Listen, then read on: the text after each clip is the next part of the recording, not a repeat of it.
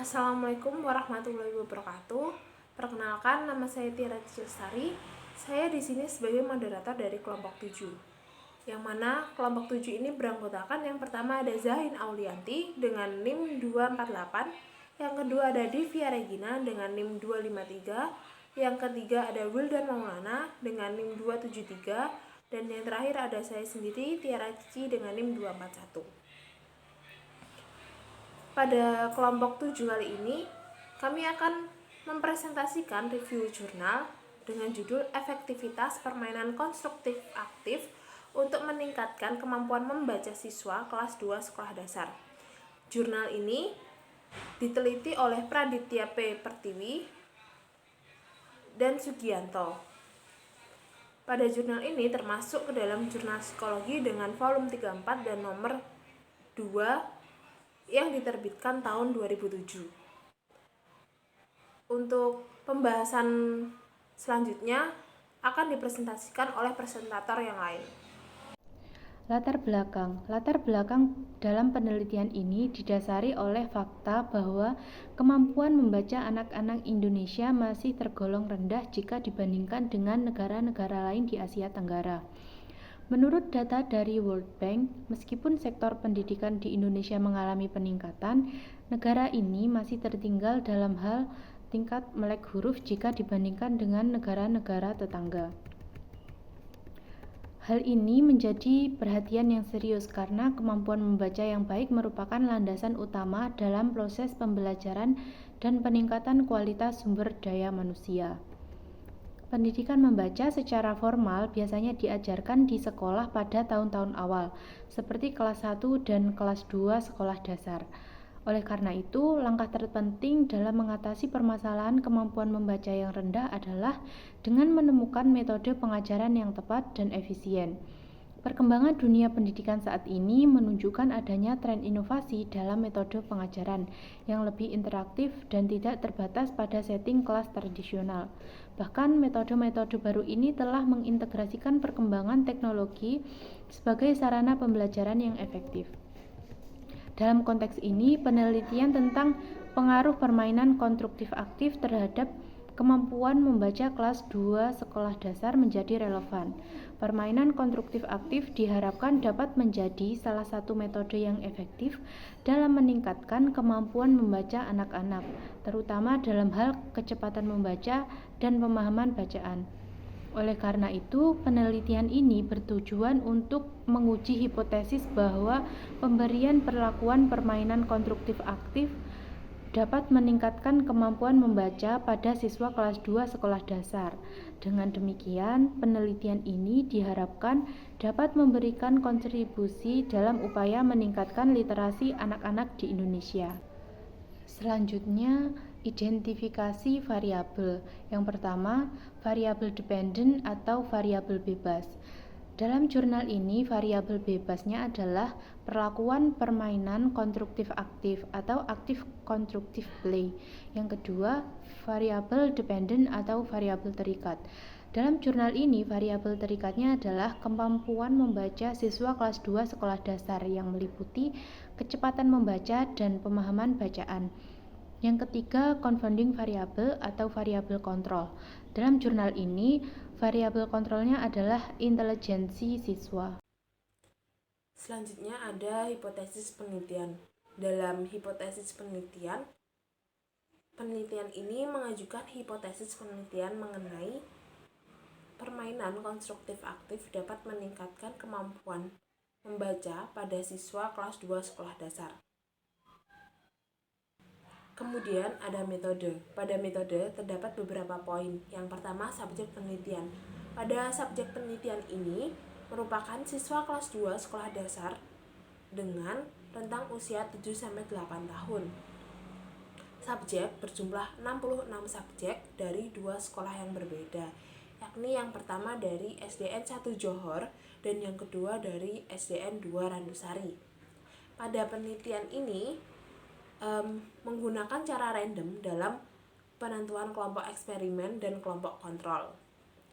Yang didapatkan hasil 43 siswa dari SDN 1 Johor sebagai kelompok eksperimen dan 23 siswa dari SDN 2 Randusari sebagai kelompok kontrol.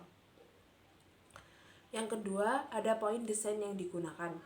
Dalam penelitian ini menggunakan metode eksperimen kuasi dengan desain eksperimen yaitu the post-test only design with non-equivalent control group atau biasa dikenal dengan ex post facto design.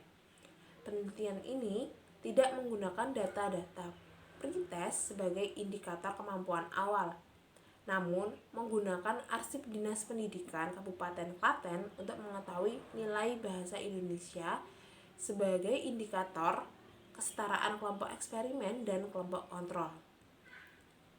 Selanjutnya, poin pengukuran variabel dependent.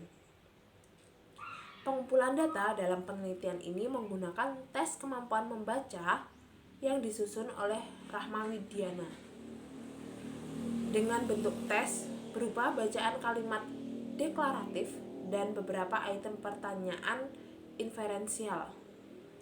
Analisis data dalam penelitian ini menggunakan teknik analysis of covariance untuk membandingkan nilai rata-rata kemampuan membaca kelompok kontrol dan kelompok eksperimen, serta melihat pengaruh variabel kontrol yaitu intelijensi terhadap kemampuan membaca.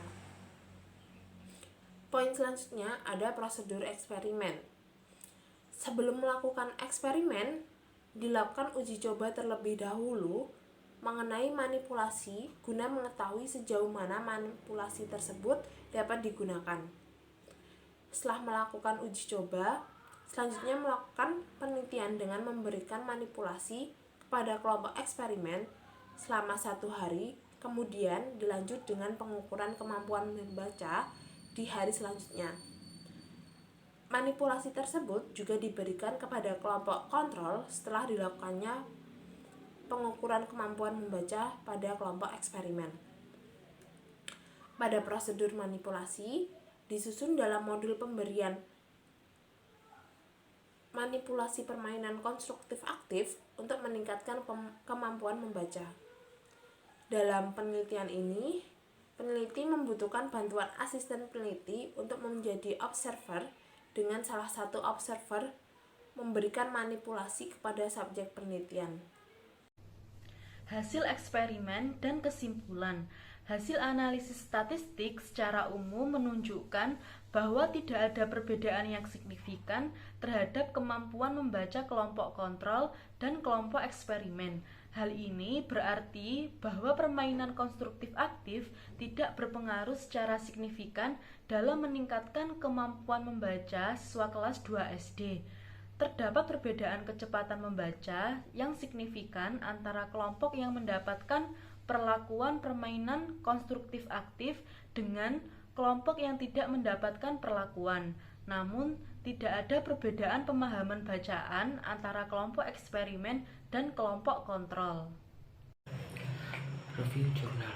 Kelebihan desain eksperimen. Yang pertama, kemampuan pengendalian variabel. Desain eksperimen memungkinkan pengendalian variabel-variabel yang mempengaruhi hasil penelitian. Yang kedua, hubungan sebab akibat. Mampu menunjukkan hubungan sebab akibat antara perlakuan yang diberikan dengan hasil yang didapat. Yang ketiga, objektivitas. Desain eksperimen dapat memberikan hasil yang lebih objektif karena adanya kontrol yang ketat terhadap variabel-variabel. Yang keempat, replikasi. Memungkinkan untuk dilakukannya replikasi penelitian oleh peneliti lain untuk menguji keabsahan hasil. Yang kelima, generalisasi. Hasil dari desain eksperimen yang baik dapat digeneralisasikan ke populasi.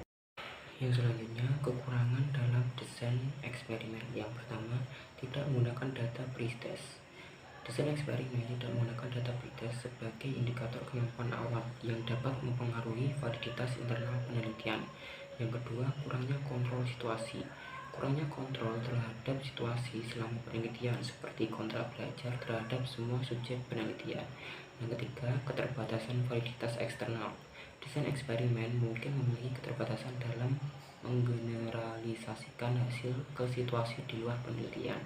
Yang keempat, kesulitan dalam implementasi. Implementasi desain eksperimen yang kompleks dapat membutuhkan sumber daya dan waktu yang lebih besar. Yang kelima, keterbatasan etika. Beberapa desain eksperimen mungkin melibatkan perlakuan yang tidak etis terhadap subjek penelitian.